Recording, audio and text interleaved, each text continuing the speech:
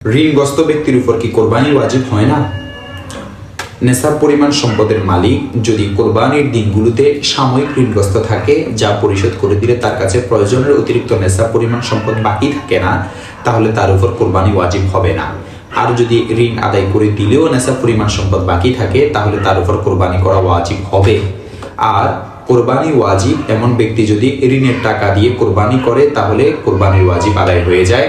তবে সুদের উপর ঋণ নিয়ে কোরবানি করা যাবে না, কেননা রাসূল সাল্লাল্লাহু আলাইহি ওয়াসাল্লাম ইরশাদ করেছেন, ইন্নাল্লাহা তাইয়্যিবুন লা ইয়াকবালু ইল্লা তাইয়্যিবান, অর্থাৎ আল্লাহ তাআলা পবিত্র, তিনি পবিত্র ও হালাল বস্তু ছাড়া গ্রহণ করেন না। দেখতে পারেন সহিহ মুসলিম হাদিস নং 2236, বাদায়ে ওয়াসানায় 4 নং খণ্ড 196 নং পৃষ্ঠা, ফাতাওয়া হিন্দিয়া 5 নং খণ্ড 29 নং পৃষ্ঠা।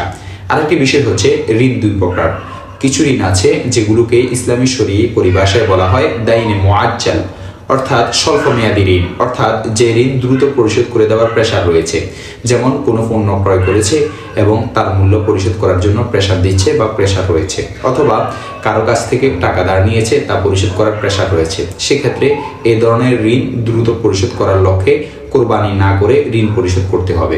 আর যদি দাইনে মুআজ্জাল, অর্থাৎ দীর্ঘমেয়াদী ঋণ হয়, যেমন কিস্তিতে পণ্য ক্রয় করেছে, যা প্রতি মাসে নির্দিষ্ট পরিমাণে পরিশোধ করে থাকে, তাহলে সেই ঋণ থাকা অবস্থায় কোরবানি করা যাবে।